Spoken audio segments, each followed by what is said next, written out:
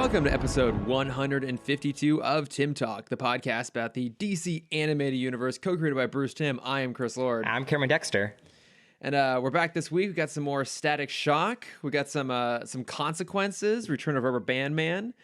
We have the episode we've been waiting for, Romeo in the Mix, the proper appearance now of Lil'Romeo. Chris, is this the best cameo appearance by an artist that does a theme song? Okay, I feel like I don't know that category of things. I don't know anyone else in that category. So by default, yes, this is the best. I mean, like, if I think of like actors who record their own song for a movie, you got to do like basically like the best of Will Smith, which for me is Wild Wild West. Oh, it's for a sure. Terrible fucking film, but that song is still an anthem for me. Oh, I mean, the Men in Black original song is still a work of art. Yeah, the Men in Black songs are great. I kind of wish he still did that. I feel like wasn't that even a thing people were really hoping he would do for Suicide Squad? Would be another original song? I think so. Maybe that was in the air cut. That's it. They cut out the entire musical number. Hashtag release the Smith cut. Yeah. I hope that there is just like a lost track out there of him singing about the Suicide Squad. So I have a question for you before we dive into real things. Yes. I partook in trivia last week, and one of the rounds Okay. was Disney trivia, because what else am I doing with my life? One of the rounds was name every Disney Channel show where the main character also sings the theme song, which is like 70% of the Disney shows. I feel like it'd be easier to list the ones that aren't. That's true. Fish Hooks. Wait, what is Fish Hooks? Fish Hooks was a bad show. I don't know why that was the first one that came to mind. Are you surprised though? No. The most esoteric show came to mind first. So my question is, do any other TV shows have that trend? Oh my god, I feel like nowhere near as many. I feel like that's I'm just trying to think of like a non-Disney show. I mean, besides like Nickelodeon jumped on the trend as well with Drake and Josh and Zoe 101 and Victorious and Big Time Rush. If we're talking Will Smith, like Fresh Prince of Bel-Air. Oh, that's true. That's true. How could I forget Fresh Prince? Yeah. Maybe like the best example. But that almost feels like that had more to do with it being Will Smith than that being like a trend at the time. Yeah. But I feel like Disney's pretty much like cornered this. I feel like it. Because like, what was did Glee have a theme song? I don't know. I've never watched Glee. I don't even remember. Episode here or there. I've touted many times before that I'm not the biggest Ryan Murphy fan, so I mostly avoid his stuff. That's Although fair. I've heard that one's better than others, maybe. Which one? Glee. Oh yeah, the first couple seasons are great. And then I'm assuming like every other one of his shows, it just like descends into like really extreme like BDSM torture porn. Yeah, not as much Glee because I was on ABC, but now there's that whole Leah Michelle thing going on. I don't even know what that is. Oh, all of the black cast members are basically coming out saying that she was a horrible person. I'm gonna be honest, that doesn't sound too surprising. Not really. No. No, she kind of gives off that vibe. Yeah, but it wasn't just her bit. Glee cast. It was like every show she's ever been on. All of the people of color have been kind of coming out. It's like, oh yeah, you're kind of a piece of shit. I mean, it's always sad when like someone, maybe they're out there, people like Lea Michele, I don't really care about her, but like it's always sucks when someone turns out to be a total asshole, but it's also totally necessary to call these people out. Mm-hmm. I mean, as the time of recording, right now the whole world is basically like, shut up J.K. Rowling for doing this exact thing. What? Okay, I saw that this morning. What did she post something? She like I read the tweets and I honestly like had a hard time even trying to understand exactly what she was saying, but like she seems to be really like just standing her ground in this totally asinine way, basically saying that trans women aren't real women, like because they're not biological women, like their struggles undermine the struggles of biological women. I think that's what she's trying to say. I don't know. It doesn't make any sense. And like probably trying to look at this through a logical lens is the first point of failure on my part, because it's not logical at all what she's saying. Well, I mean, what's going to happen in 2 years? We're going to find out that Dumbledore was actually a trans woman the whole time. She'll just keep retconning things. Like it's also just so insanely tone deaf beyond the things she's saying itself, but like she's saying this uh during Pride, during a like worldwide push for greater equality and empathy and understanding, and now Yeah. now Do you want to maybe just push this? I mean, like, yeah, just push this fight back a month, yeah, three it's like weeks. we honestly have like more important things to deal with right now, JK, than your just absolutely insane perspective on things. So please just go away. Yeah. And it just sucks because like it then also to some degree undermines the Harry Potter, which at the end of the day is still like a really good series and has a lot of positive things to say, and you have to like figure out to what degree you can separate art from artist, and it's just tiring. Yeah. No, I mean, and kind of along those lines, normally this is the section where we would be talking about just, light entertainment fare, specifically in the comic book space. But one, that sort of stuff isn't happening right now, but two, like actual real, like important news is happening in the globe. And so we just want to take a moment to kind of make a statement in solidarity with Black Lives Matter and with like the very critical, needed change that is being advocated for right now. The demand to change how police in our country operate and to minimize police violence, particularly in regards to the Black community. And it's a crazy, insane time. It's very, very necessary. It's worth acknowledging that there is a difference between peaceful protests and rioting and looting, and that I think a lot of media outlets are deliberately conflating the two to push forward their own agenda of just sensationalizing things. And this is affecting us. We both live in LA. We live in the same neighborhood. This is all happening right around us, and it's a weird state to be genuinely worried about our friends and loved ones in the city, while also understanding why these sort of protests are necessary and why the change is necessary. And no, it's a really crazy time, but hopefully something meaningful comes out of this. So Yeah, it's really important just to kind of have these conversations, and we're going to have a lot of resources kind of at the end of this in our bat plugs for people to kind of help educate themselves, areas where they can kind of share their voice, kind of all that stuff that if you're not really in the heart of it, and it doesn't even matter. It's happening everywhere. It is, and it's nice. It's not nice to see it, but it's positive to see it happening everywhere. And part of the challenge becomes figuring out what you can do, because at the end of the day, we're still in the middle of a global pandemic, and a lot of people are understandably cautious to want to go out and participate in a protest for that exact reason. I'm not able to at the moment but there are a lot of things you can do, and one of the big things is education. And so I'll be plugging some stuff towards the end of this episode, places you kind of go and learn a little bit more about why things are the way they are in this country in regards to the Black community and police violence. And also just trying to find ways to share other people's stories and share other people's voice is a really critical thing. And along those lines, we by pure coincidence are talking Static Shock right now, and it was a huge deal when this show came out in terms of putting a Black hero on screen and having him being a kid and having a role model for kids to look up to. I mean, we're talking Lil'Romeo, that's baked into the episode itself, the idea that Static gets to be a role model. And so along those lines, if you're listening to this and Static Shock was a huge thing for you, if this was like the first time you saw yourself up on screen and it made you feel like seen and valued and powerful, we'd love to hear that story and to help put your voice out there, because I think those are the sort of voices that need to be heard right now. Yeah, so. Even if it wasn't Static, like what was the character on screen that kind of like made you feel kind of seen in the world? Yeah, I think there's a really interesting conversation to be had of that, and so we'd love to hear people's thoughts on that. But so having acknowledged that, we'll kind of get back to our a little bit lighter affair here, but it was worth mentioning something up front. So, but we are talking consequences. Yes, this the week, season 2 episode that snuck its way into season 3. I realized after I said that phrase, it sounded like a really, really bizarre segue. Yes. That we're talking about consequences, but in this case, we're specifically talking about the show.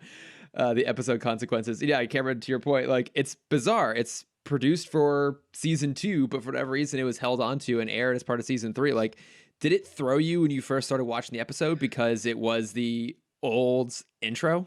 The intro, I didn't think about it too much because, like, I think mainly because of Teen Titans, I've become so subdued to just random theme songs being played. You're just used to them getting swapped out all the time. Yeah, I mean, there's like a handful of conspiracy theories going around of like how did they choose between the American theme song and Japanese theme song for Teen Titans. Mm-hmm.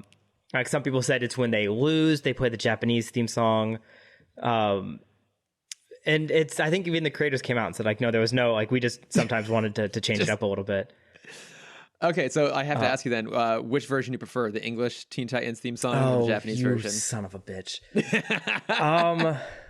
This is a possible question I have to pose on you. It is. I think I'm gonna say the English version, but I mean, okay. Puffy Amiyumi has so many better songs that, I mean, it's a not answer. It's very diplomatic of you. Yes. I do enjoy the English version. I would say they have their song Friends Forever is probably one of my favorite songs of theirs, which is a mix of English and Japanese. Is that one up on Spotify? It is up on Spotify. Okay, cool. I'll put it down in the plug so people can go check that out. It's in my feel good playlist. That doesn't surprise me. No, not at all. But I don't know if I know I've brought it up before, but they had an entire TV series on Cartoon Network called the Hi Hi Puffy Amiyumi Show. What was that show even about? Again, you've probably told me, and I've just probably forgotten it. I don't need to remember this. The two of them and their manager going on tour and kind of their interactions in different cities and kind of being rambunctious. Was it live action or a cartoon? It was animated for the first 20 minutes, and then it always ended with a live performance. Okay, that's clever. Yeah, that's a cool little thing. Because like this was the time, like, I think this was like right after the High School Musical boom, and so everyone was just trying to get musical content on their channels. So you had Hi Hi Puffy Amiyumi going on at the same time as Class of 3000, which was Andre 3000's show. Oh, okay. I know you've mentioned this before. Also, amazing theme song. One of the best theme songs, as you would expect from the main writer from Outkast. Should we just do another bonus episode of the best TV and movie theme songs? Oh, absolutely. Sung by the stars? Absolutely. We got Kim Possible. We got Proud Family. We got Class of 3000. Wait, was the Kim Possible theme song sung by... It was. Chrissy Carlson Romano. Oh, it was? Yeah. I didn't realize that. Mm-hmm. That makes so much sense, though, now, doesn't it? Mm-hmm. That's So Raven, Hannah Montana.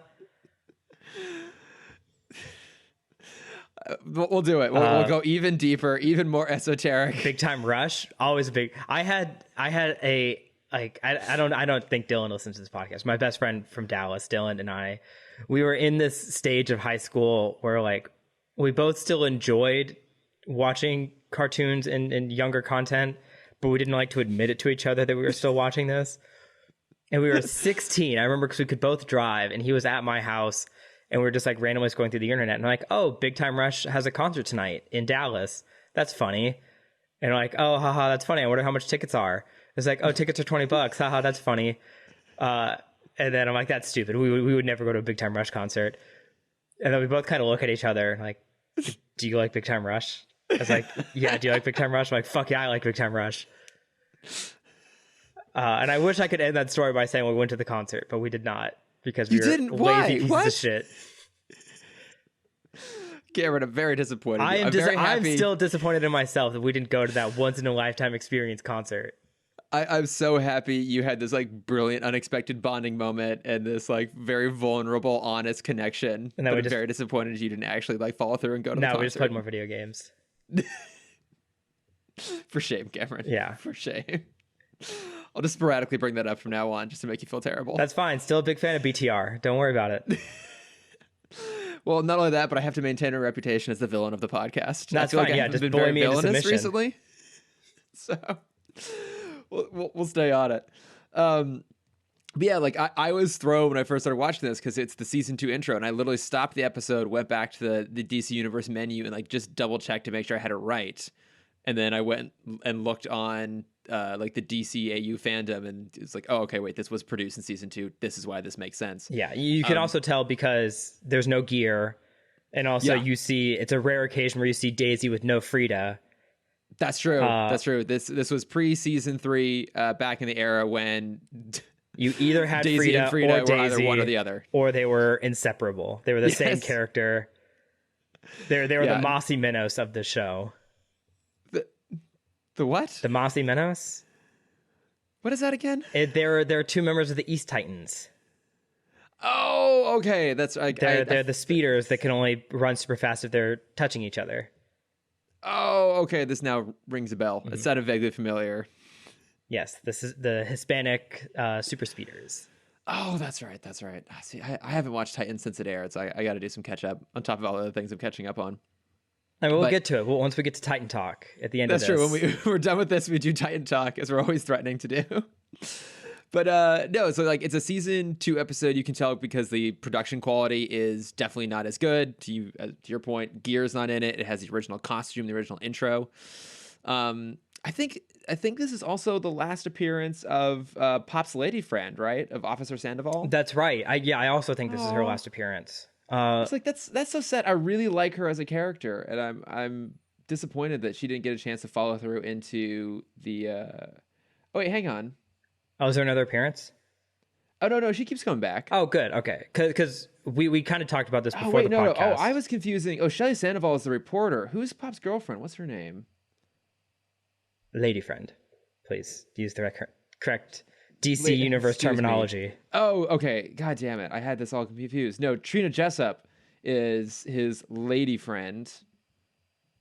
Officer Jessup, that's right. Oh, okay, yeah. It's just these 2 appearances. That's a shame. Yeah, because we briefly talked about this before the podcast, and you brought up a great point of like this is such a fun dynamic where it's her, Pops, Virgil, Rubberband Man, all kind of in the same room. Oh, and Sharon. Sharon. Yeah, because we get a moment where they're all together as a family. So for like the background context here, like Static is feeling particularly good about himself. You know, like things are going well. He's very cocky right now. Yeah, he's being a little bit on the cocky side. He's kind of hamming things up. He's showboating.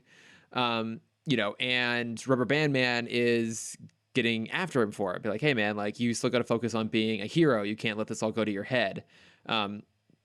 So he goes to a movie Virgil goes to a movie with Daisy, and Puff and Onyx show up. Mm-hmm. Poof and Bigfoot.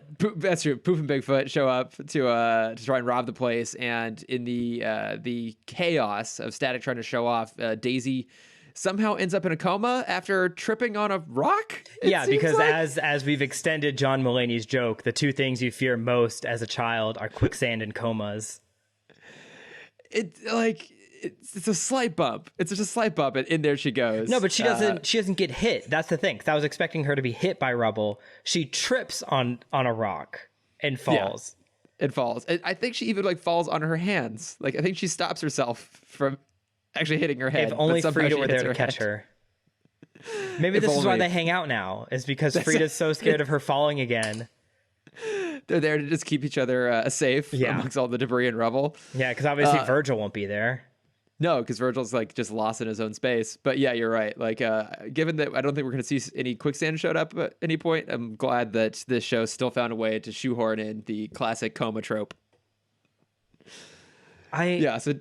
What started those 2? Because they were so rampant. I feel like I don't. They were such like an easy cop out, and I don't understand it. I mean, they're probably on like tvtropes.com. Yeah, was there a website that is? Was there like a writer that was traveling through the savannah one day and was caught in quicksand? And it was like, oh my God, like someone write this down. This is so good. And then come and save me because I'm slowly going to my death. All right, here we go. The convenient coma, a TV trope. Let me see if I can find the earliest. Okay, live action TV. Oh yeah, coma is more because I feel like that was the trope for like daytime soaps first. Yeah, it's definitely a daytime soap thing. Like All My Children, One Tree Hill. Was One Tree Hill a daytime soap. That was It wasn't a daytime soap, but it was like it fell into that category of primetime soaps. Yeah, it was like an ABC Family. It was WB/CW. Oh, oh, you're right. Yeah, which that whole network is basically just built off of. I'm the thinking primetime Seventh Heaven. soap opera. Which one was Seventh Heaven? Seventh Heaven was that ABC? I think that was ABC. Yeah, I don't know. I didn't all watch had shows that looked the exact same. They all looked the exact same. Like all of the cast looked the exact same. They had the same color palette, the same design. They were in the same era. Yeah. Same cheesy storylines, many of which included comas. But luckily, it found its way here into this episode. So now Static is like, he's super angry, right? He's angry at himself, but you know, for him, he's really projecting a lot of that anger onto Puff and Onyx. Puff and Onyx? Puffy and Onyx? Yeah. Hi, Puffy Yami and Onyx. Puffy Yami. So he is trying to figure out what to do, you know, and as we mentioned before, Rubberband Man's in this episode because, you know, he and Sharon are still dating. And so there's this really fantastic scene where they are all in the house together. Like Virgil's really upset, doesn't know what to do. You know, Adam makes a comment about how Puff and Onyx are hanging out down at this, I guess it's a pool hall. Yeah, it's pool halls. I feel like were the coverall for kids in bar settings. Because it's a bar. It's a bar. Like it's a straight up bar. It's a straight up just like super. It's a saloon, divey bar on the docks with a pool table in it, but it's a flat out bar. And Officer Jessup makes a comment about how it's a major teen hangout spot. I'm like, when we actually even see the bar, there are no teens in there. Like everyone's in their 20s and 30s. 20-something thugs. If I can go on a quick tangent, one of my favorite like kid bar / saloon episodes is from Kids Next Door. Of course it is. And they do a Western episode where number 2 goes to a soda bar. And you have like this soda tycoon who's hoarding all the root beer to himself. And so they start like a root beer speakeasy to rival the tycoon. And it's so funny because the guy basically makes Iron Man armor. The villain makes Iron Man armor powered by root beer. Yes. And it's so, I love the character design so much. That show was so smart. It really was. Well, because like they had the advantage of being able to go meta on everything. Yeah. Oh, and they did. Yeah, and they really did. And like, I mean, I'll give Static Shock as a show credit for being more on the self-aware side and being a little bit smarter about handling some of these tropes. So at the end of the day, like, you know, it's still a kid's show. They still like fall into them a little bit. You know, so of course there's this pool hall they have to go to eventually. But I really like the scene where Officer Jessup's at the house and she's basically like telling Adam like, hey, don't go vigilante, you know, let the police handle this. And it's a really interesting dynamic because it's like the only time we ever see all of them together as a family. You know, you got Pops' lady friend, Sharon, her boyfriend, Adam, you got Virgil there, and they're all kind of talking with each other as this like really, you know, dynamic, interesting family unit. I think this would have been the best point for Rubberband Man to know Virgil's identity too. Because then you have this situation where everyone has different knowledge going in and it makes a really kind of tense situation. Oh, I could see that like adding a little bit of tension there. Yeah, because right now kind of everyone has the same information except Virgil. Yeah, like he's in an odd spot because, you know, Officer Jessup knows who Adam is. You know, Adam is a known superhero. He doesn't have a secret identity. So they have an interesting dynamic where like they are also rapper and producer. Let's not forget he's a triple threat, Chris.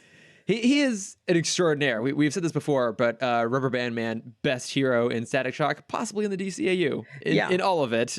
He's legitimately the best. He's usually a pretty like what's the square, the 3x3 grid? Lawful good. He's pretty lawful good. He is. Yeah, I don't know. I haven't played D&D before.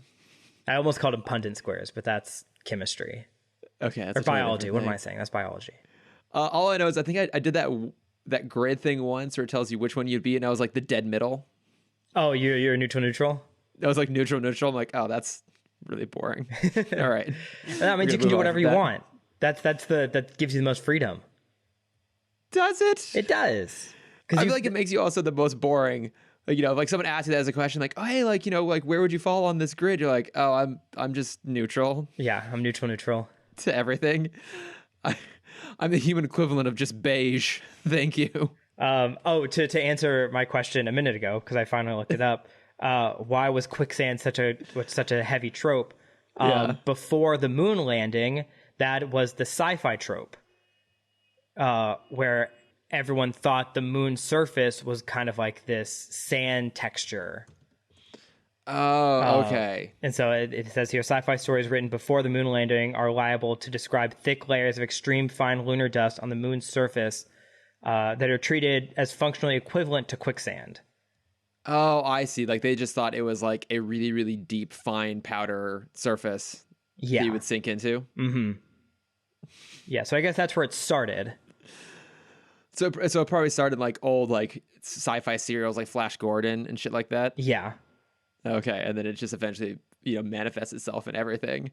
But, like, you know, it's funny that you mention like the quicksand thing, because that John Mulaney joke is so true. Like, I can't remember a single thing about the live action Jungle Book movie from the 90s except for one sequence where like a whole bunch of people fall into quicksand. Yeah. That is literally the only thing I remember about that movie. And it made it so far in where, like, I remember there was a Recess joke where TJ gets trapped in mud, and it's the same situation. Everyone's like panicking and trying to get him out of this mud pit because he's sinking. And then it kind of became the joke of itself of people realizing that quicksand isn't ever that deep. Yeah. And like most of the time it only will hold you up to your waist. Also, I just realized further proof that Star Wars Episode 9 is a piece of shit. They found a way to put in the quicksand. Was there a quicksand trope? Yes. Episode 9? They're on that weird planet trying to find the spaceship that has the dagger that'll lead them to the Death Star that'll lead them to the Wayfinder. And so it's like that big party thing is happening, and they meet Lando and they go out into the desert and they're just tripping along totally fine. And then they like fall into quicksand and they sink through it. And then they that's right. Yeah. The space snake, and then all of a sudden Rey can heal things. And I'm gonna stop because one of my favorite memes that has come out of that is it's a shot from episode 1 where Anakin is building C-3PO. He's like 3PO, I'm sorry, I gotta go.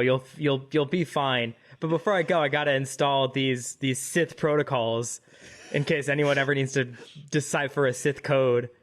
This galactic basic restriction that you can't decipher Sith inscriptions. God damn it, the movie's terrible. But anywho, so like there's an interesting dynamic at play here that, you know, Virgil wants to act but can't do anything. And to your point, like no one knows that he's also a hero. So like he's just kind of listening to everyone else in the room have opinions about, you know, what should happen, like how to deal with Daisy being injured, how to go find Puff and Onyx, and he just doesn't know what to do. So he decides to take it into his own hands and he goes to the bar. And I feel like this is the first time we've ever really seen him go like full on aggressor. Like he is using his powers full vigilante. To intimidate. Yeah, he's making Batman proud. That's for sure. Yeah, he's definitely pulling a Batman. Like this whole scene plays out like a typical Batman sequence of like he shows up to the bar, he like strolls in, he's using his powers. Batman doesn't have them obviously, but like to intimidate. He's somehow throwing pool cues at the wall, which I still find confusing considering that those are made of wood. Mm-hmm. But we'll move on from that. We have many other references to this being a bad use of power before this. That's true. And, you know, I guess, hang on. I guess it's never stated that he doesn't have some form of like telekinesis. Like he could. Yeah, it's electrokinesis. Electrokinesis. Yeah. Okay. So maybe we just haven't been, you know, fully appreciating the grand extent of his powers. But like trying to understand his mentality in this state, he doesn't, on the surface, he doesn't blame himself. He fully blames Onyx and Puff for this tragedy, for his friend being in a coma. Yeah. And kind of the next scene is as he's interrogating one of the guys there, Rubberband Man pulls him out of the situation, kind of slaps him into reality of like, hey, you don't do this. This is not you. And also this is your fault. So don't go blaming them for something that, you know, from what I've heard, you caused this problem. Yeah, it's a great scene, and it's really interesting to watch Static have to be reined in by someone who is like kind of acting as a mentor, but who's also been a rival for him in the past. And who's had such a big character change in just, you know, this is his 5th appearance as Rubberband Man. Yeah.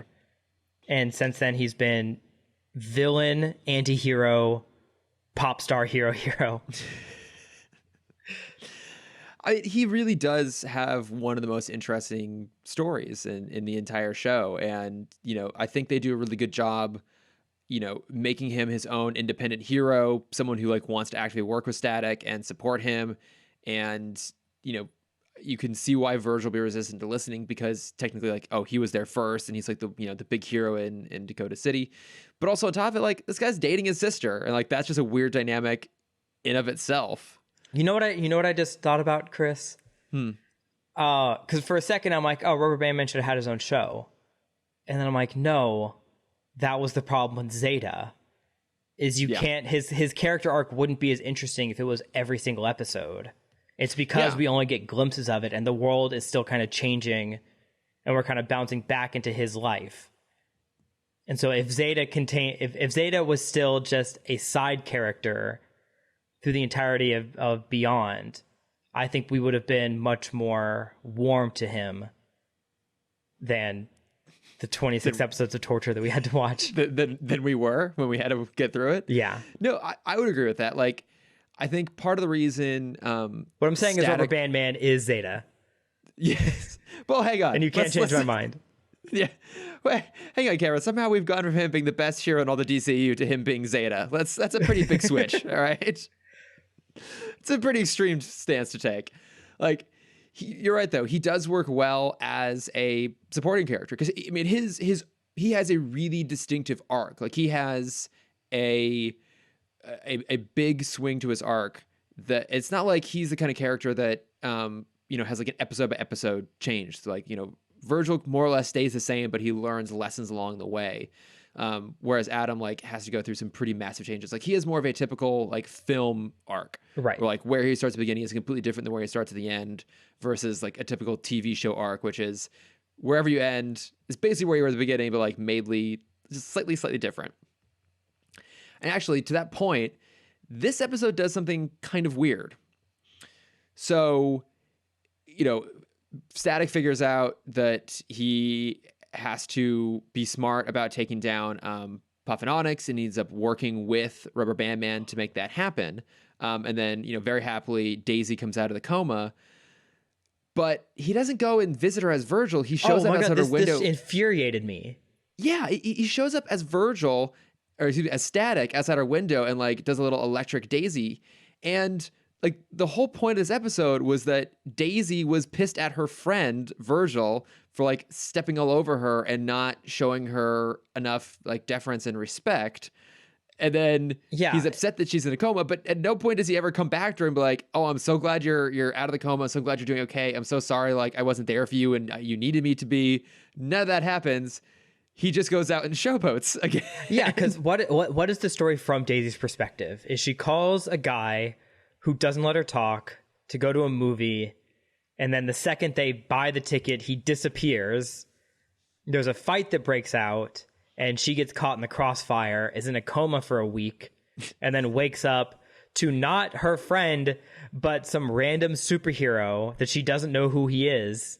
That she's got a bit of a crush on. Yeah, leaving kind of a sweetheart note outside her window.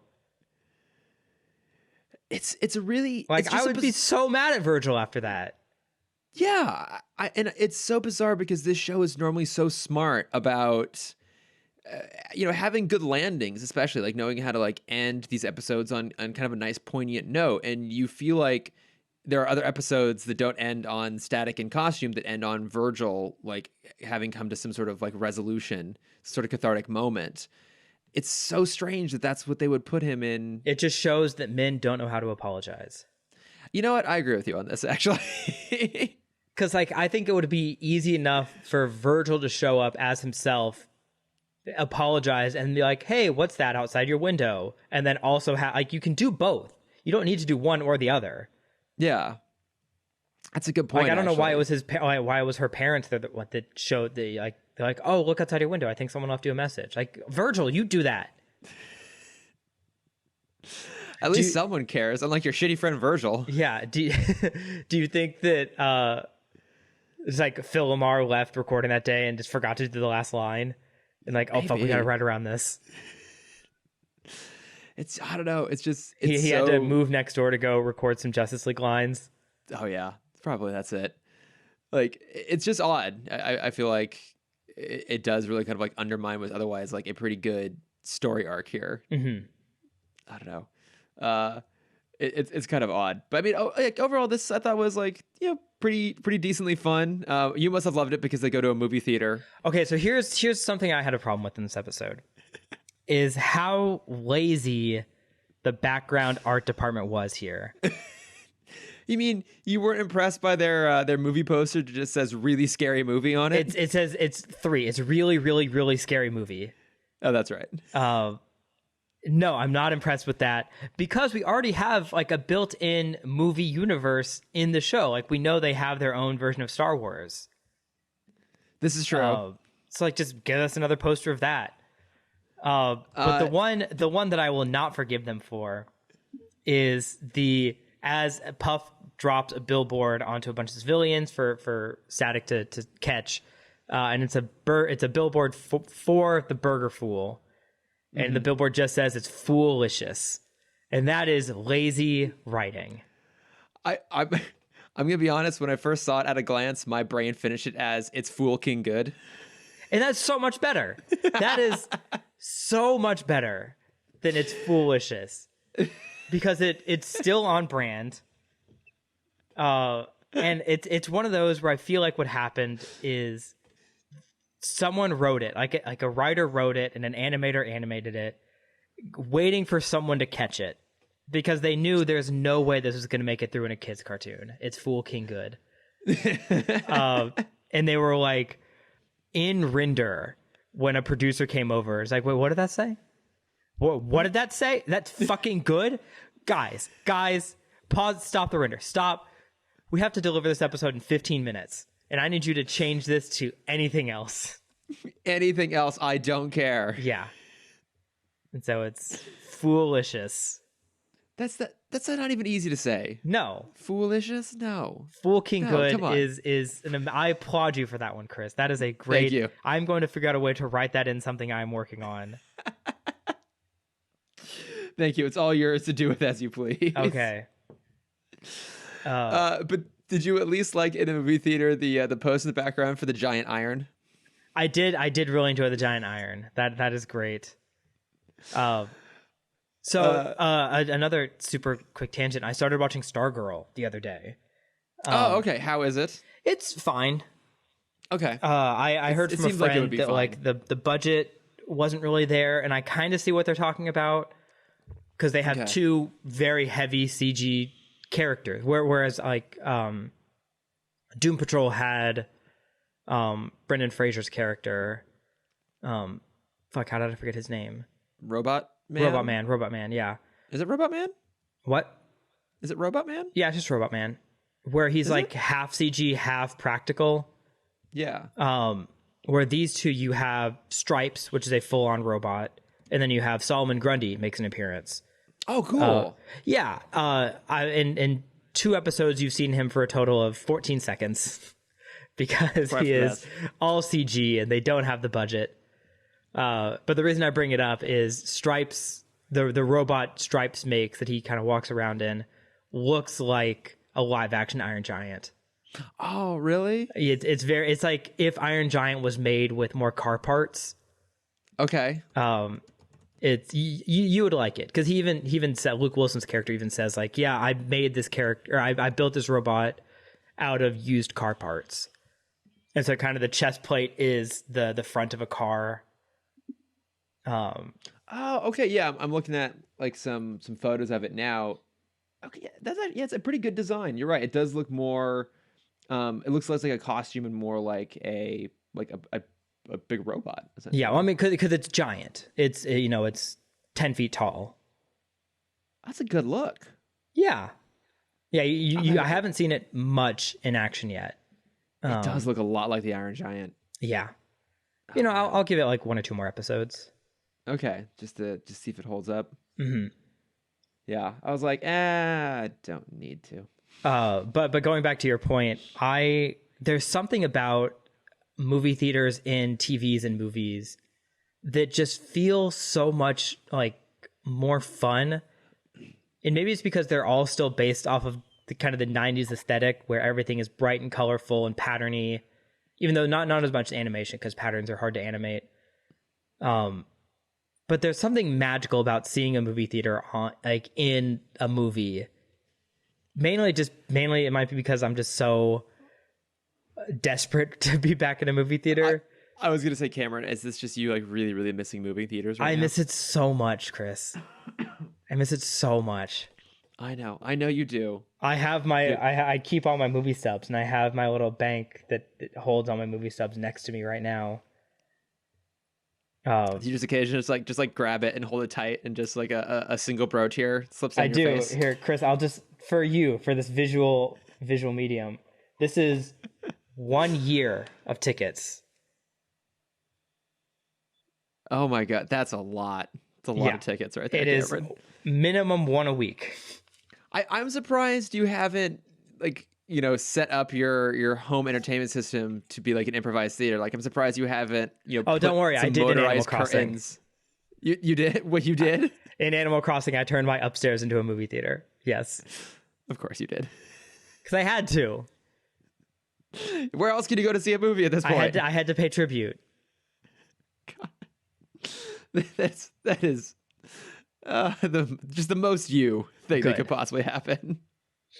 And also they were joking about how expensive a $9 ticket is, and I'm like, Oh my god, I know. I It's miss like, it. oh, please. Well, That was the dream. come to LA 2020. Yeah. All right. Any other major thoughts on this, or shall we move on to some Romeo here? They throw in at the beginning of the episode all that in a bag of chips. Oh god, it's a great And line. that- I mean, it's a that- terrible line, but it's great to see. Oh it yeah, reappear. that's a good slap in the 2000s face. Yeah, that's all I have to say. Is I'm glad they shoehorned that line in. Oh wait, I forgot. I had one more question for you. Oh, go for it. So they make reference to the fact that Virgil and Daisy are going to go see the new Sandler flick. Oh, right. So this came out in so it came out in 2003, in April 2003, but let's assume it was supposed to come out in probably like maybe around the same time, 2002. Wild guess, which Okay, Adam hold on. Sandler movie were they Let me going to go see? go through his discography real quick. So this is No, pre okay, yeah. Guess off the top of your head here. pre-click. Hold on, I'm gonna get there. It's pre-click. It's pre-click. It's post Big Daddy because that was like 2000. Big Daddy is 1999. Okay. Yeah. Is it my mom's least favorite one? Is it Eight Crazy Nights? It could have been. It could have been Eight Crazy Nights. I think that came out. They came out in 2002, probably around the holidays. Right. I'm gonna guess it's Mr. Deeds. Right. Yeah. Yeah. Yeah. I feel like- remember. I don't think I saw that in theaters, but I remember watching Mr. Deeds at a very young age, and I loved it. I remember it being decent. I loved Mr. Deeds Right. because it was blank check with a man child. This is true. That's all that movie was. Is they just rewrote blank check, but instead of a kid, it's a man who's a kid. And it has the one thing that Blank Check did not, which is the butler, John Turturro as a butler. Oh my god, he's the best with his. Oh no, his Adam Sandler had the dead foot. Adam Sandler had the dead foot, but John Turturro was just super sneaky. Yes, super sneaky. So sneaky. Oh my god, I love John Oh, Turturro. he was so good. And doesn't he get the money at the end? And you find out like his. Spoiler alert, but yes. Sorry, yeah. Yeah, I mean it's a spoiler alert for a nearly 20-year-old Adam Sandler comedy. But yes, he was the love child of the billionaire, and no one knew the truth. Yeah. John Turturro, you're amazing. What a man. Oh yeah, because he gives Deed's like $1 million, and then Deeds just goes and buys everyone in his hometown a Corvette Yeah. instead of actually using the money. It's just amazing. All right, well, should we move on to some Romeo here? Oh man, we've been waiting for this episode for a while, and I'm gonna say up top, and this is gonna hurt me to say, I think this is the best cameo episode. Wait, Chris, just wait, let hang it on. sink in. Hang on. You're saying Yeah, that you think this is better than Static Shack? here, I'm gonna say this because Chris, I need you to turn around, and behind you, there's a special guest here. Is it Shaq? It's AJ from Backstreet Boys. AJ, go ahead. I want you here. It's Coolio. Can you please maintain more than a 6 feet distance? Can you just go outside? I don't want you here, AJ McLean. Wait, but like I feel like I've admitted it, and I will admit it again. Static Shack is not as good as I remember it being. Dare I say it, just being a bad episode. because I know. like you were so excited to watch Static just for Static Shack. I know. I toted it for years. I pushed this agenda on you without actually doing the research myself. Maybe Shaq will be better in his subsequent appearances He in will. all those I other promise episodes he that will. he stars in that you have created for yourself in your own In head. his next 3 appearances, they each get better. He has an arc to rival that of Rubberband Man. He does. Over the course of the show. I mean, I've given you shit, but also, yeah, Static Shack was a terrible episode. But like, this is actually pretty solid. Like, it feels the least shoehorned in terms of cameos. Like the Shaq one, okay, we can kind of buy that Shaq and Mr. Hawkins knew each other back in the day. And okay, yeah, so Rubberband Man is working for a record label, so I guess that makes sense that AJ McLean, of all people, would just show up. And Coolio. And Coolio, lest we forget Coolio. Yeah. But this one is like a little bit more organic. Like, so we get the return of asshole extraordinaire producer Bernie Rast. I think also it helped a little bit that they like prepared the audience for this one, or they kind of built Lil'Romeo into the universe before this. Because they're always making references to him? Yeah, because this is like, this is, what this is? This is the Lil'Romeo Beetlejuice. Because they have said his name twice, and on his third name drop, he has appeared in world. Wait, does that mean if you say his name 3 times again, he goes away? I guess. I mean, they probably said it at least 3 times in this episode. They didn't, because they started calling him Romeo, not Lil'Romeo. That's true. You have to say the full Gotta say the name. full name, yeah. And he can't tell you his own name. That breaks the rules. Right. But he can do charades. You have to say it backwards, too. No, you have to get him to say it backwards. That's what it was. That's what it is, yeah. You have to him to get to say it backwards 3 times, and then he'll go away. But yeah, so like Bernie Rast is back. Still being a piece of shit. Still like he is a terrible character, but a great character. Like, you hate him, but you love when he's on screen because he's just so like insane and so like just caught up in his own absurd aspirations and so clueless. Like, I don't know if we get more of him. I weirdly hope we get more Bernie Rast. Like, I don't know if we can ever get enough. I think of we him. have one more episode with him, maybe. Let me see. I'm looking it up here. Oh, we do. Oh, the episode's called Wet and Wild, which that just Will seems Smith. like a bad name for a kids show. So well, do you know why it's called Wet and Wild? Is there a water villain? It's Aqua Maria. Aqua Maria's back. Yeah. H2 Oh. Olga is back. Such a great name. I haven't talked about the conspiracy that Butch Hartman stole everything from Static Shock to just be in Danny Phantom. Well, no, you haven't mentioned it yet this episode. You have mentioned it before. Oh, I know I've mentioned it before. I feel like I haven't mentioned it in a couple weeks, though. You haven't supported that just personal conspiracy theory in a while? I won't, and I will continue to tout that H2 Olga is the greatest aqua or water-themed villain name you can ever have. I can't entirely disagree with you on that one. Uh, But yeah, so Bernie Ratz is back. He wants to work with Little Romeo. He's uh, somehow tricked Little Romeo into agreeing, or he never maybe agreed to do it. But basically, Bernie Ratz set up a write-in fan contest where a fan would get to direct the new Little Romeo video. He ends up choosing so let's newfound have best the audience friends. guess who are the two luckiest people in all of Dakota City. Good old Frida and Daisy, no longer completely different characters and never appear on screen at the same time. Now instead they just are now one always character. together, inseparable. They won the contest because they promised they could get Static to appear, even though they never asked him to do it.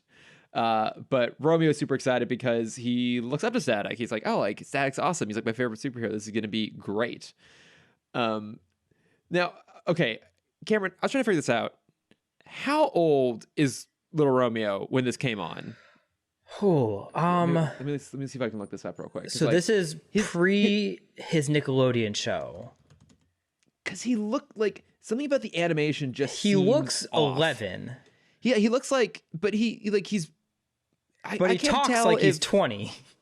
Yeah, he talks like he's 20 years old. I can't tell if just like either like his proportions seem too childish, or they seem like adult proportions, but he's just like shrunk down. I don't know. Something about him. Just I'm seemed way looking at a photo younger. of him right now, and what it looks like is, those tropes in cartoons and movies where you have someone shrinking, but like different body parts shrink at different rates. Yes, I feel like his body has shrunk first, and they just stopped the shrinking. kind of there's- like Ant-Man and the Wasp. No, because I feel like they kind of shrink everything at the same rate, don't they? Oh, I don't remember. I'm thinking I'm thinking more like Luck of the Irish. Of course you are. That's never far from your brain, is it? When Seamus McTiernan is shrinking at the end of the basketball game. Wait, he actually shrinks? I thought he was just like a normal sized boy, but he happened to be a leprechaun. He actually like shrinks down No. to leprechaun size? Seamus McTiernan is the villain. Oh, okay. I don't know. I've never seen it. You've never seen Luck of the Irish? No. Of course, it's a I was, classic. I was never a decom person. Just like Monster. I did well for again the villain What do you of the do podcast on St. Patrick's Day then, besides watch Luck of the Irish on repeat? I get drunk Oh yeah, I guess people do that. like any other irresponsible adult. It ends with you have this adult playing a high school basketball game against a child. Classic. Yeah, and there's the line, you're going back to what's the you're going back to the Lake of Erie, and then Seamus is like, "Oh, you boy, you're pronouncing it wrong. It's not Erie, it's Ere." He's like, "Oh no, my dad's not from Ireland. He's from Cleveland." And then he like shrinks down and he gets shot off into Lake Erie. And that's Wow. the end of the movie, yeah. Wow, you know what's even better than watching that? Having me retell it. Having you retell it. Thank you for that little snippet of audio drama there. Yeah.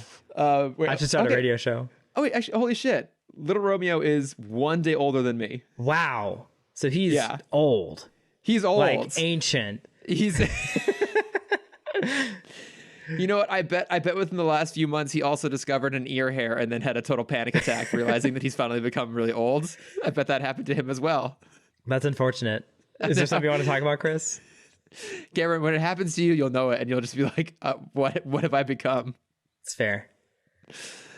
It's kind of like I'm actually I'm rewatching Rebels right now, and I had this moment today when I realized, like, as I'm watching, like, oh, I'm the age of like Kanan, not the age of Ezra. Like I am well past the point of being the same age or like the same general age as the protagonist of the show. I am now the same age as like the supporting background characters. I'm in the midst of trying to write a book right now, and it's attempting to be in kind of the teen, like teen action, and I realized someone kind of read over it and they're like, "Oh, this is cool, but your protagonist is too old." I'm like, "What do you mean? He's my age." He's like, "Yeah, it's that's too old for a teen action." I'm like, "Oh fuck, you're right. I'm no Oh my God, longer I'm not a I'm not teenager the anymore." age of a protagonist anymore." Yeah, we are now old enough or closing on the age to be like the parents in shows, not the kids. Yeah. Cameron, I'm sorry to break it to you. Except for what's the actor? Jason, not Jason Mewes, the older Oh, brother on Hannah Montana. the older brother. His name was Jackson. Oh, I don't know. The actor, there's a shot people like to make fun of where they had John Cena come in, and like Jackson like looked up to him. It was his idol, and he like, you see the height difference and kind of the build difference. And then someone Googled it, and the actor that plays the kid, who plays a 16-year-old, is actually a day older than John Cena.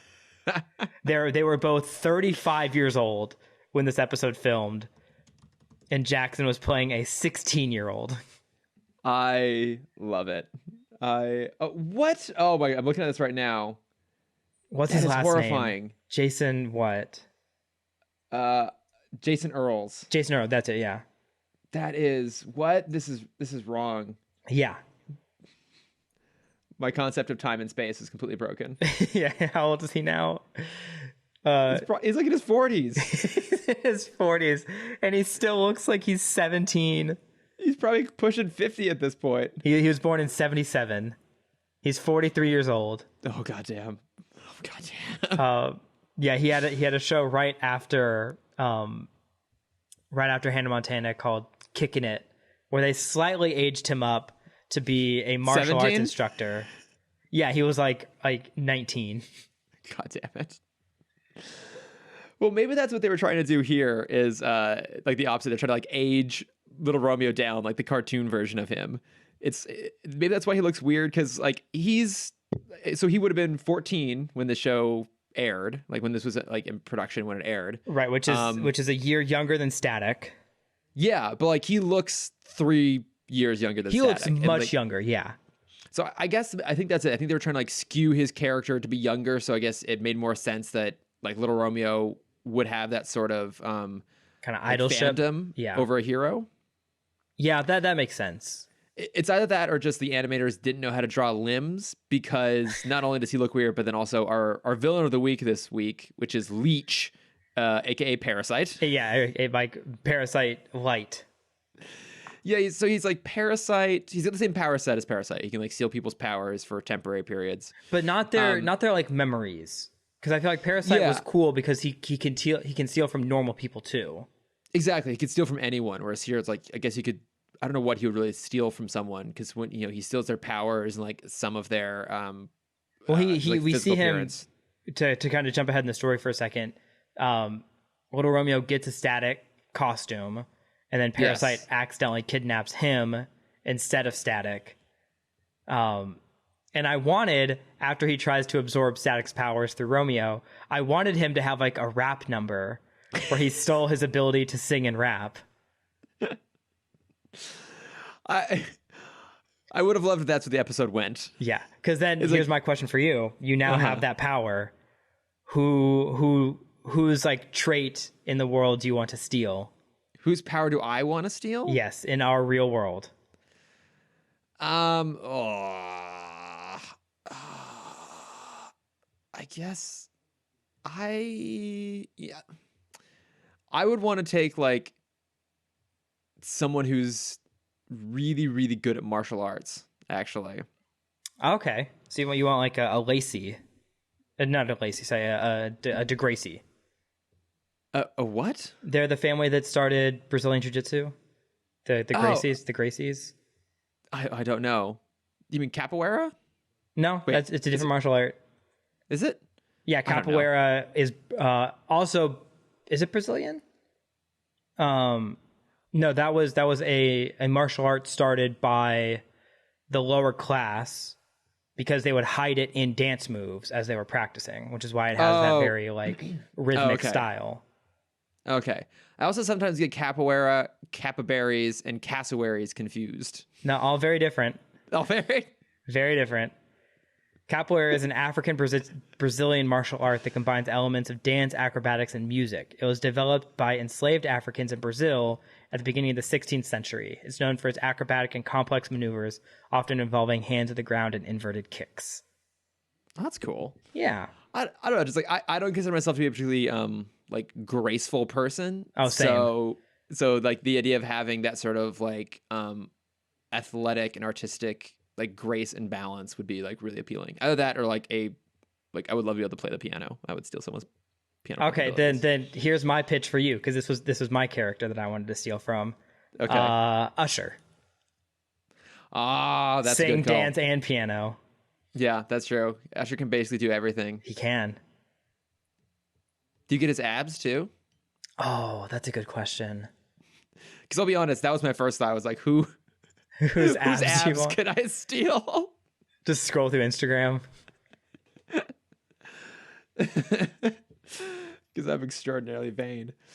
But yeah, so Leech is out there stealing powers from villains. So first he steals from Ebon, because the first thing we see in the episode is Hot Streak, aka Mark McGrath, trying to steal from like a jewelry store, and then Ebon shows up and we realize, oh, it's not Ebon, it's this guy Leech. But when he's using Ebon's powers, he has Ebon's like general look, like the sort of like purple black aesthetic, except for his like really horrifying massive teeth are also showing through. It's like the one thing that maintains. So he steals Hot Streak's abilities, and then he steals Talon's abilities too. And he decides he wants to steal Static, but he accidentally steals Romeo instead. It's interesting how they portray his powers. Like we said, he's basically Parasite, but to your point, he doesn't have the ability to steal like memories or anything like that. It's not like he steals, Lil'Romeo and then all of a sudden knows where Lil'Romeo lives or anything like that. But he also takes on like certain aspects of their It's like the Talon one makes aesthetic. sense. Yeah, it's like he takes Talon's powers and then she loses her wings and then he gains them. Yeah. But when he takes Ebon's powers, he only looks like Ebon when he's using his powers, but also Ebon doesn't change back into like a normal looking person. Right. And unfortunately for him, whenever he uses Hot Streak's powers, he also grows his really horrible looking hair. Here's what I love to happen. In the same way that like Talon loses her wings, Hot Streak's hair just like flattens out, like he absorbs the gel out. It just deflates. Yeah, and it like flattens out to this ugly bowl cut. It deflates, and also his pants fall down because that's his secondary power is for his pants to defy gravity.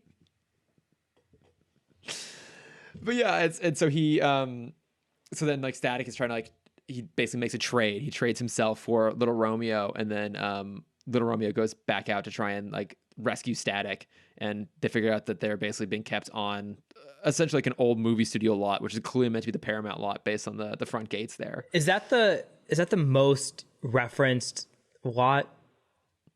Like, I feel like most TV shows, when they need just like a stand-in movie lot, they do some form of Paramount. I feel like of the lots that I've been to, it's the only one I can think of that really has like that really pronounced entrance. Yeah, I guess it's a pretty iconic entrance. Yeah, because like the Disney, now here's where we get like obnoxious LA people and we're talking about the studio lots we've been on, but like the Disney lot just kind of looks like, a kind of a really nice entrance to a like corporate park. Same with DreamWorks. Well, but also Disney, it depends on which one you go to, because Disney has true. a couple lots. If you go to the Burbank lot, they have the Sorcerer's Hat up front. Right, but it doesn't look like the Paramount lot looks like an old-fashioned movie. It's like it's what you think a movie studio lot would look like. Right. Yeah. You kind of drive in right to the sound stages.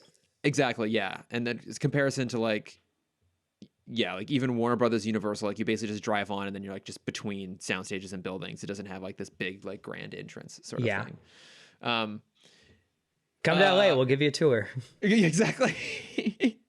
We won't actually take you on the lots. We'll just drive you up in front of them, like, and then here's the Paramount lot. Yeah, we'll talk about how unimpressed we are.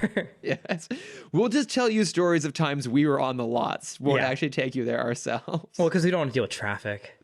No, that's true. It's just kind of a pain, you know. And you know what we'll do is we'll regale you with the tales on the way down to Disneyland.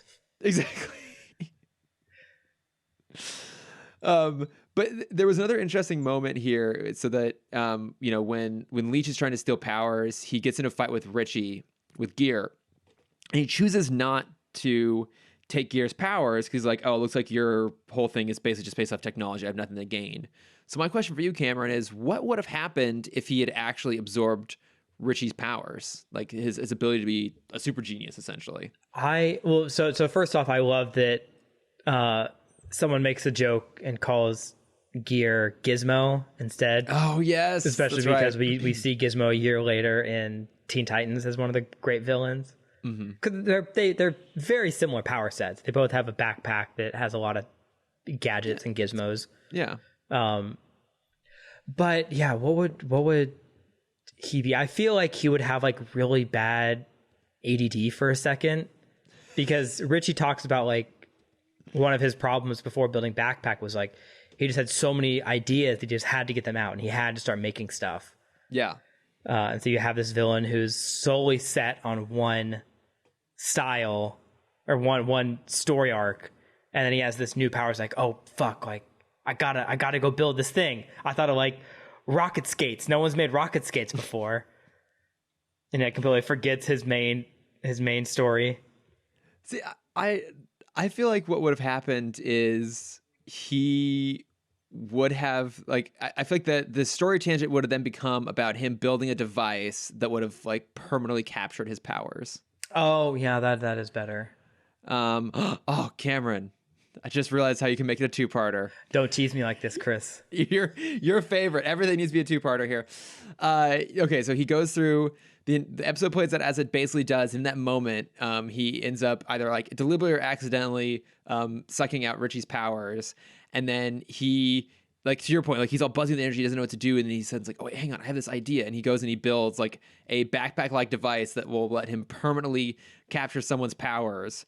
And so then he goes to face off against Static, and he permanently takes Virgil's powers. And the cliffhanger ending is that like now Virgil has no more powers. Oh shit, that's good. But And how would they stop him after that? What? How would they stop him after that?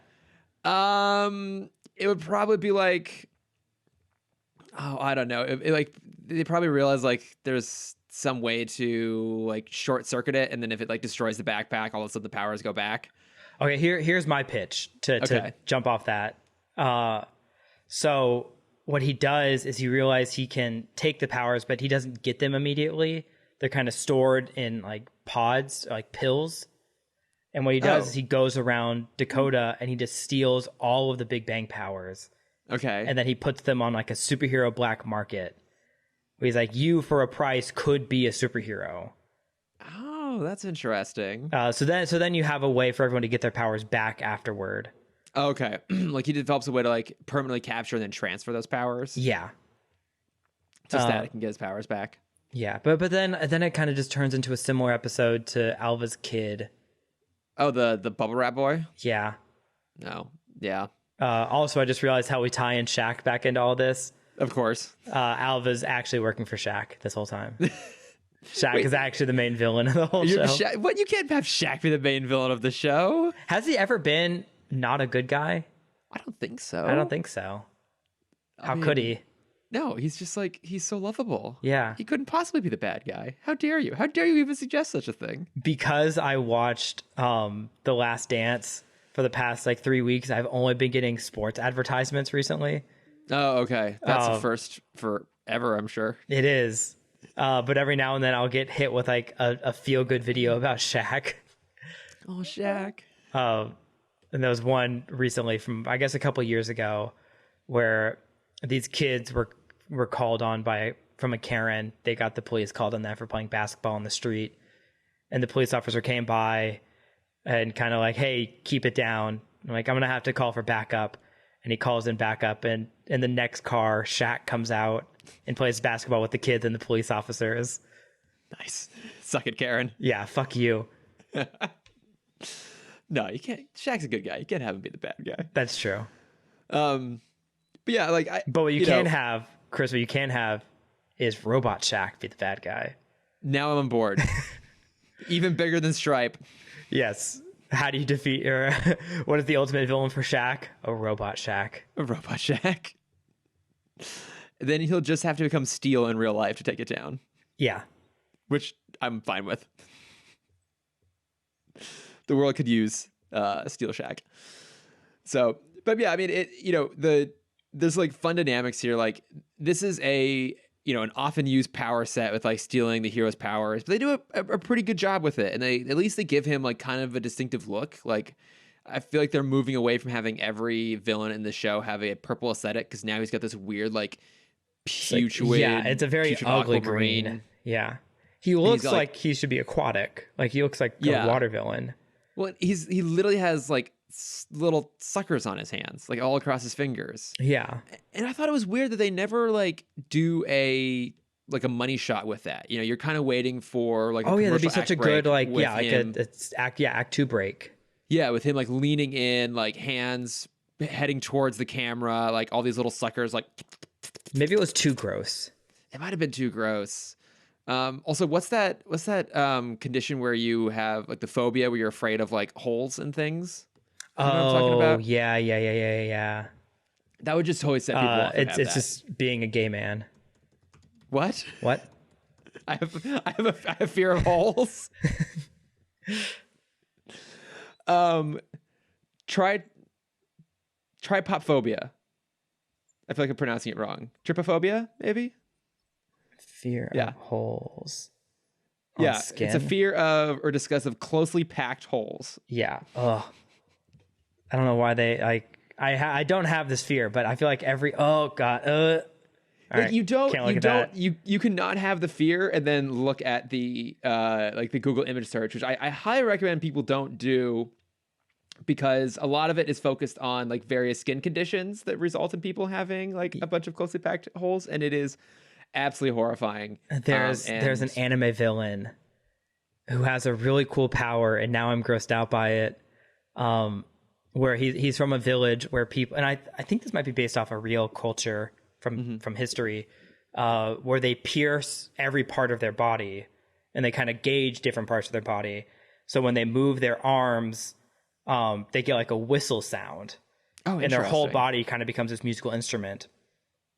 And the way he fights is he basically hypnotizes. It's kind of similar to like capoeira, where as he fights, he kind of hypnotizes his opponent with the sound that his body makes. That's clever. Yeah. But he's a very gross looking villain, because he just has these giant holes over his body. Yeah, I could see that just being a little bit wrong, kind of the way the leech is here. But no, I mean, it works pretty good as a setup to have that type of villain appear. It's kind of fun to see, a moment where Static's locked up with his other villains, and they're all kind of put in the same sort of boat. And of course, like his villains betray him to fall victim to Leech. And it's also fun to see Lil'Romeo, who, one would presume in this world is a bigger deal than Static, but have this, genuine, real love and appreciation, and admires Static and looks up to him, and it's his favorite superhero. Like it works. It's a cool little moment to have in there. One of my favorite lines that Romeo has is when he's locked up from Leech. He says, "Yo, man, if you mess with me, you mess with my posse." And Leech says, I'm not scared of a street gang." He says, "No, not them, my lawyers." Yeah. And I'm like, oh yeah, there's our 20-year-old man. No, it's there's our born and bred American. No, it's a fun moment, and like it's weird because at one point Static tells Romeo like what his weakness is, which is like clearly just telegraphing that later on Romeo is going to use like the little mini zapper built into his Static costume to spray water all over Leech, disable him. It's like you kind of know where that's going, but it's just like it's this weird moment of like, Static, why would you tell someone this? Like, why would you go around advertising like the one thing that can like actually put you out of commission? Yeah, because Romeo could have been the villain the whole time. He could have been. You don't know. You don't know. You can't trust people. He just wanted to take his place. That would have been a pretty good story, though. It could have been good. But no, I would agree with you. I think this has been the best of the like the cameo appearances we've had so far. But that's also because we haven't gotten to the episode with like the full on NBA team. Yeah, the second Shaq episode. Yes, the non-Shaq episode. Mm-hmm. Any other thoughts on this? I think so. Let me go through my notes. Oh, well, we have to talk about. Oh, we kind of did talk about it already, didn't we? The physical traits the Oh the yeah, leech like takes the on. leech will just like whenever it's only when he's using someone's powers, then No, because like he Static's hair. always has Static's hair, which I feel like is the laziest of them. Like, give him like the glowing eyes. Yeah, it's a little bit easy on their part. Plus Um, the hot streak hair is just so offensive. They really should just use that. yeah. I think that's everything. Actually, yeah, that's you raise a good point. Like he could have at the same time his own horrifically ugly teeth, Ebon's like purple color palette, Hot Streak's awful hair, and Talon's wings all going at the same time. Yeah. Because I mean, I'm such a sucker for these kinds of villains. Because I think the one that I bring up a lot is the main villain from Winner Take It All, which is the season 2 episode of Teen Titans, where it's all of the male heroes fight against each other in the tournament of the Champion of Champions tournament. But in reality, it's the champion is the one that absorbs everyone's powers, and he has like Cyborg's. The one that does make sense is Cyborg's mechanical arm. That's not a power. That's a mechanical add-on. But he has like one arm from Wildebeest, one arm from Cyborg. He has like Speedy's arrows he can shoot out. Again, not a power. That's another add-on. Does he have Robin's butt? No, he doesn't absorb Robin because Robin is the one that wins. Of course he is. He has Gizmo's backpack. Again, not a power, an add-on. I'm really starting to Yeah, are you sure you love this episode, Cameron? I don't think I do. I'm starting to find a lot of holes in this power absorption system. Careful, you might develop tryptophobia. Yeah. All right, well, shall we mosey on here? Let's do it. All right, so figure we'll do a Cameron's question corner this week. Oh. What's your question for us this week, Cameron? My question this week. Question corner with Cameron. I'm gonna figure one out. That one wasn't good. Just give me a couple weeks. I'm gonna figure one out. My question this week is: you can walk onto the set of any movie in the history of cinema and walk out with one prop or costume. What do you grab? Ooh. Okay, so worth clarifying. This is not you can go you can visit any set you want. The specific thing is you're going there to get a prop or a costume. Yeah, I'll say you're limited to like a 3-minute time travel experience. Okay. Even though you have 2 minutes. You have a 2-minute time travel experience to grab one thing.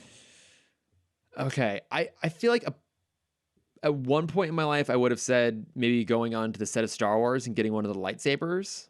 But at this point now, like I have like full on like prop quality lightsabers that light up and I can twirl around. And so I probably wouldn't go for that anymore. Okay. All right. This makes you sound like a bit of an obvious cliche, but I would probably go for the original Aston Martin DB5 from Goldfinger. Okay, interesting, because I also said a car. Was it the DeLorean from Back to the Future? It is not the DeLorean from Back to the Future. It is the Mach 5 from Speed Racer. Oh, good shout. Very I feel like, good like shout. of the cars, of the like prop cars you see driving around LA, like you see a couple Batmobiles, you see a couple Have you DeLoreans. seen Batmobiles on the street? What? Yeah, Have you seen a Batmobile? Yeah, I've seen people drive the 1966 Batmobile. You have? Yeah. I've seen one in LA, one in San Diego, and one in Dallas. Oh, no shit. Wait, but was it like part of a event, or was it like literally just on the street? No, just driving through like a downtown area. Shocking. Yeah. And I've seen a couple DeLoreans not driving around, but I've seen them, weird enough, in the Disneyland parking lot. Oh, that's right. You mentioned that. Yeah, like the full on. I saw one heading back from Palm Springs once, the full on like kitted out Back to the Future DeLorean. Yeah, but I never see a Mach 5 just driving around. And I mean, I guess that kind of makes sense because, you know, the whole thing with it, you could buy a DeLorean and you could kit it out, or you can staple a smoothie maker on its front. Exactly, yeah. You know, and then there are companies that will build the 1960s Batmobile. Like there's like an actual like custom market for it. But I guess like the Mach 5, it's maybe a little bit too specialized. Maybe partly because that movie wasn't as maybe successful. maybe like in Japan. they're like that might be like the prop car you see. Maybe, but that would be cool. Like, and they're the live action version of that car is absolutely beautiful too. My other answer, it's kind of dumb because it is just like something you could buy, similar to like the lightsaber thing. But just to say that I had it would be the basketball from Space Jam. I could see that. Yeah, that would be cool. I could see you really wanting that. Yeah. I'm kind of looking around my apartment to see if there's like any other props. Wait, what? Like not the Green Lantern from Green Lantern? Okay, Chris, I have a story to tell you, and it's one that makes me very angry. Shocking. It is the 2010 Comic-Con. I'm in Hall H at the WB panel on Saturday. It is their multi-part panel. So it starts with Wolfman, and Benicio del Toro's there, who's like only like 15% actually there because he was definitely on something. Well, it's Benicio del Toro. Par for the course. So everyone's kind of like is very lackluster about the Wolfman movie coming out. But then the big guns come out, and Ryan Reynolds walks out. Ryan Reynolds and Blake Lively, and not Taika Waititi. I wish he was there. I mean, I wouldn't have noticed back then. No. And there's this beautiful moment where everyone in the audience kind of stands up. We all say the Green Lantern oath together. It was beautiful and bright as day and black as night. Maybe I'll show us to get my sight. Those who worship evil might provide power Green Lantern's light. Yep. Okay. You know, I on a tangent. I said that on a date a couple of months ago. Wait. Oh God. I know. I'm afraid to ask, enemy. but how did the Green Lantern oath come up on a date? She was at my apartment, and I was showing her my ring collection. Back on topic. Oh, I know. I'm a horrible person. I don't know if it makes you a horrible person. Okay, to play the story out even worse. Maybe a little bit of a clueless one. Here's what actually happened. I didn't even say the Green Lantern oath. I said the Blue Lantern oath, which is one that like even less people know. In fearful day and raging night, with strong hearts full our souls in the night when all is lost in the world of light, looked at the stars for hope is bright. And I looked at her after I said that, and I just apologized. And she didn't really say anything after that. But that's where I am right now, Chris. Audience, you can't see this obviously. My face is buried in my own hands out of like sympathy, embarrassment. Yeah, that's right. So going back to the 2010 story, there's that beautiful moment where we all said the oath together, and then they open it up for Q&A, and this little kid walks up. And just like, you know, there's rules when you go to panels and conventions. You don't ask for things. Like someone who usually asks for the name card at the front because it's a piece of paper because no one cares about that. But this kid had the audacity to go up and be like, "Hey, Mr. Reynolds, can I have the Green Lantern ring that you're wearing right now, the one from the movie?" And he just fucking gives it to him. I'm like, son of a bitch, that's my ring. As the 14-year-old entitled kid that I am. How old was this kid? I was like 7. Okay. Like he's past the age. It's still like a cute age. But if you're like a 4-year-old asking that, then it's like, oh yeah, I can't say no to a 4-year-old. Okay, a 7-year-old, you also can't say no to. You can say no to a 7-year-old. My mom did it all the time. Not the same. Absolutely not the same. And also, okay, do you feel like if you had been like able to beat that kid into the line, and by that I mean if you had raced over and shoved him out of the way so you get in front of him in line, and if you had asked that question, he would have given it to you because you were 14? No, because I had the common courtesy to not ask for things as the rule at Comic-Con. Cameron, you just told a story about reciting the Blue Lantern oath on a date, and yet somehow you found a way to even further out Cameron yourself by holding a decade-long grudge against a 7-year-old who got a Green Lantern ring. Not a Green Lantern ring, the Green Lantern ring. It could have gone so well with the rest of my collection. Right, Think of the stories I could tell to the other girls that I bring here. In your Mach 5? In my Mach 5, yeah. I'm going to be alone forever, aren't I? I didn't say it.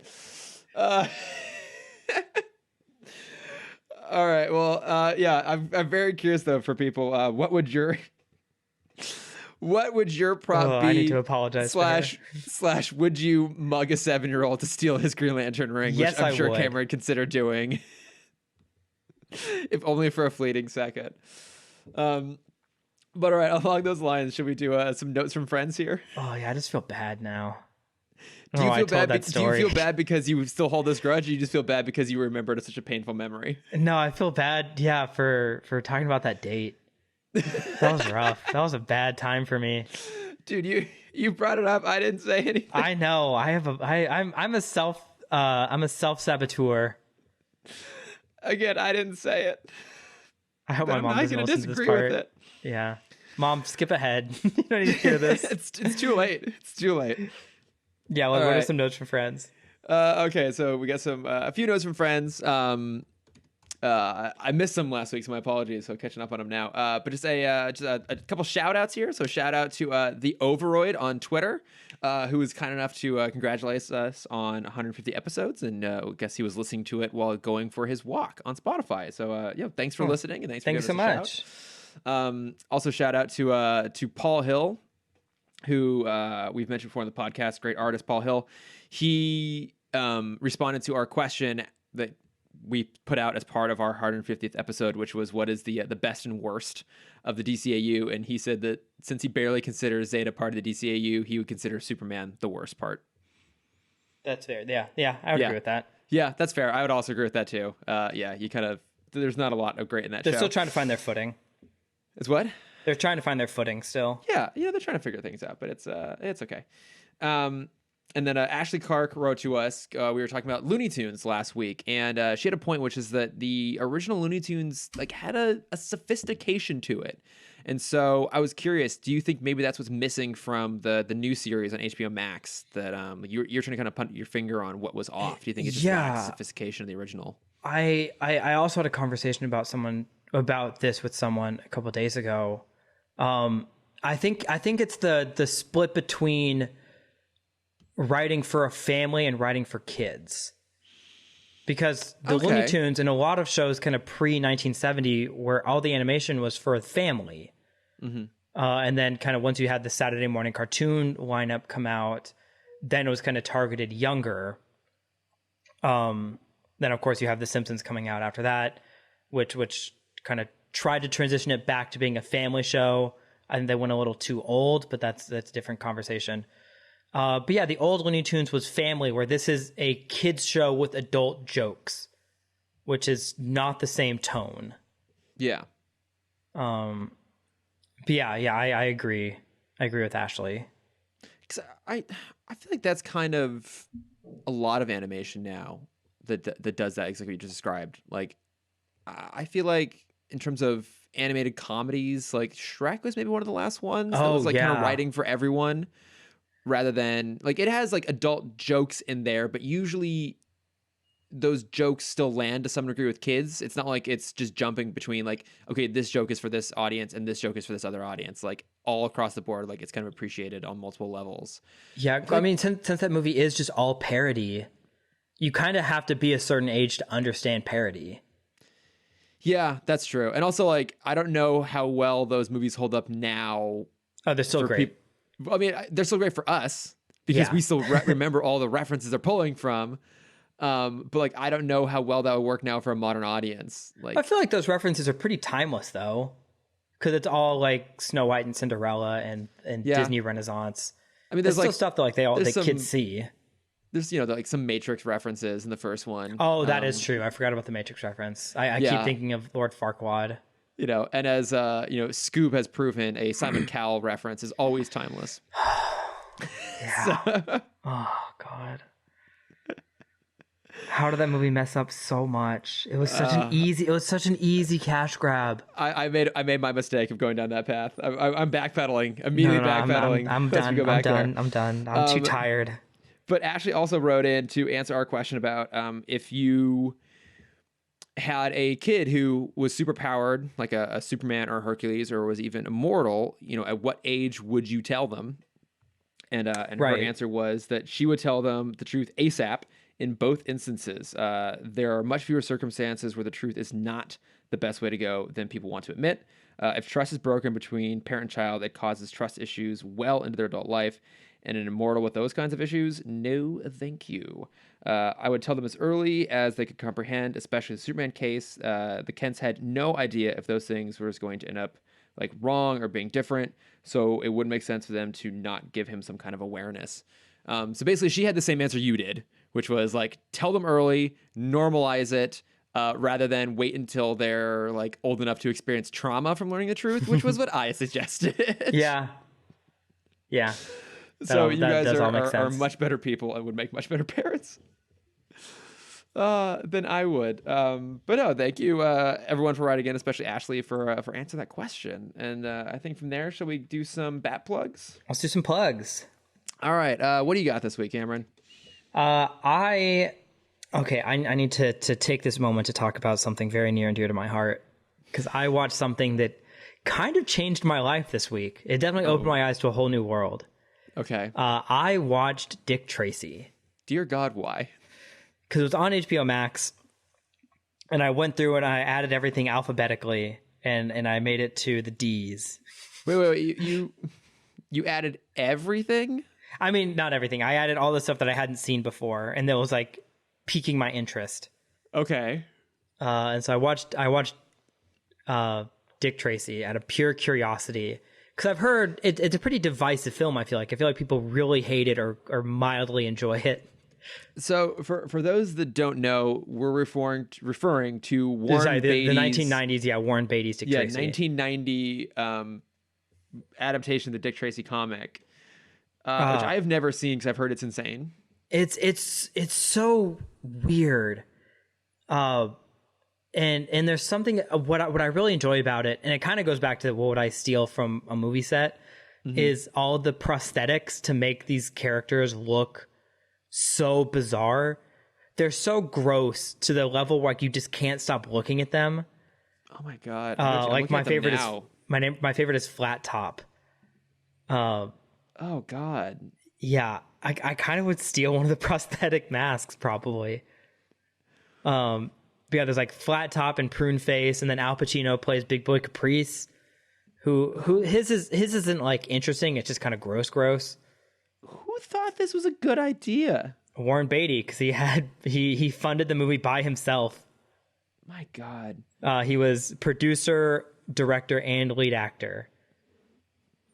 And I went down a deep rabbit hole into Dick Tracy and lore and history after watching that movie. So your reaction after watching this movie was to dive further into Dick Tracy, not run away from it as far and fast as you could? Well, just 'cause I had to know what led to this. I had to know how this came to be. How did this come to exist? Yes. And I started to piece together a couple things. The movie basically was like 25 years in the making. And yeah, this is the final product we got. It's not bad. I'll say it's not bad. Like, the prosthetics are great. The costuming is beautiful. The sets have the same like oversaturation as like a Scott Pilgrim and a Speed Racer. Okay. Which I really appreciate. But the story is bad. Yeah, I imagine. But yeah, it's definitely a unique film, and I understand the divisiveness on it. Oh my God. Well, power to you for watching this, because this looks absolutely nuts. And then a second plug, still on HBO Max, because I'm kind of deep into that world right now. I messaged you about this, and you watched it right before we recorded this. Elmo has a late night show that's very cute, and very young. And this week's guest was Batman. It was really cute. Yeah, and it's kind of just corny enough where it feels 60s. It kind of covers all the Batman bases in this kind of not 10 minutes, like this 5-minute bit. Yeah, because I think the full episode's like 15 minutes. I only watched through the Batman part, which was like 5.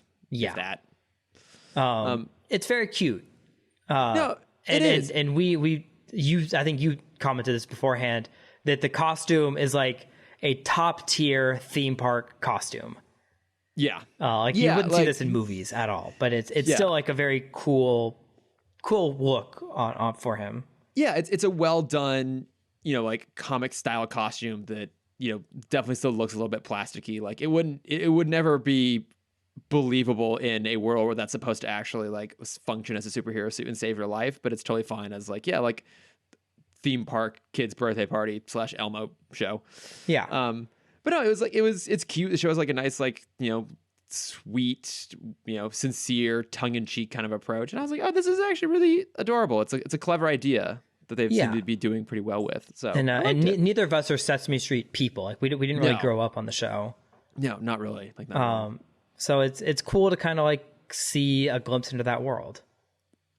Yeah, I was impressed. I was actually kind of impressed by it. But yeah, what have you been watching, reading, listening?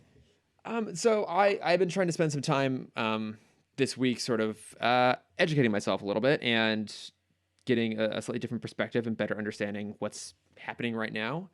And so I watched the Ava DuVernay documentary 13th on Netflix. Oh, yeah. Which is it's absolutely amazing.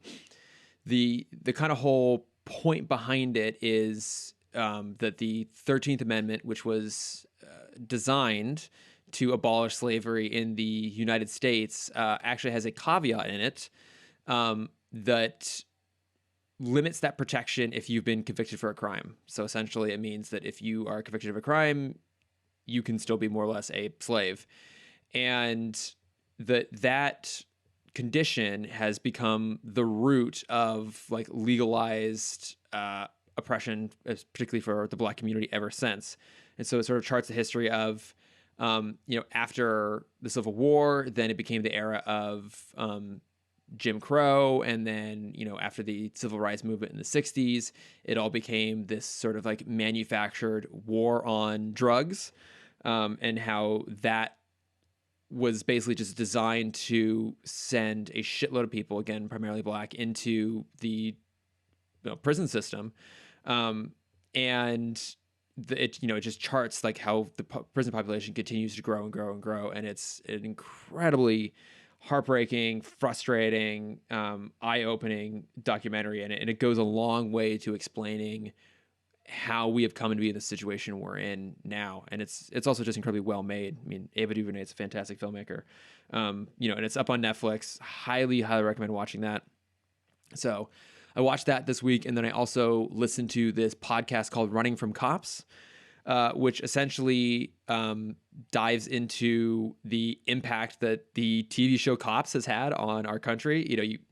I didn't even know Cops is still on, to be honest, but it is still like wildly syndicated and has also led to sort of like copycat shows like Live PD, which do a very similar thing. Mm-hmm. But, essentially what it talks about is how the show itself will cut a lot of legal corners to manufacture entertainment while defending themselves because they claim to be like a form of news, more or less. And then on top of that, you've made reference before to the idea of like there's an era of The Simpsons that was written by people who grew up on The Simpsons. So they're basically just like writing what they remember The Simpsons to be like. And rather tragically, we have a similar situation where you have a whole like generation of, working cops now who grew up watching the show Cops, and that's what they think cops should behave like, even though a lot of the methods they use in that show are like really extreme and oftentimes illegal. Yeah. And it's a really interesting insight into cultural consequences of entertainment. And, I think it's relevant to anyone who's a creative. I, at the moment, work in unscripted television, so it was very relevant to, what I work on and the people I work with. And I think it's really important and eye-opening for people to understand like what the consequences of that can be, intended or otherwise. So yeah, highly recommend that. And always, these will be down in the show notes. You guys go check out. So there's another kind of side piece to that, or kind of two things really quick. On kind of the show Cops, Vox did a really cool kind of short video talking about kind of how Cops came to be, how the show Cops came to be as well, kind of coming out of the writer's strike, and different police chiefs using it as a way to kind of push themselves up in popularity. Yeah.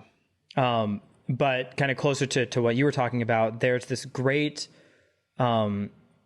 calendar that these two women set up called Justice in June, where it's these, it's kind of 3 calendars, and they broke it up with how much time you can spend each day kind of educating yourself on Black culture and Black history.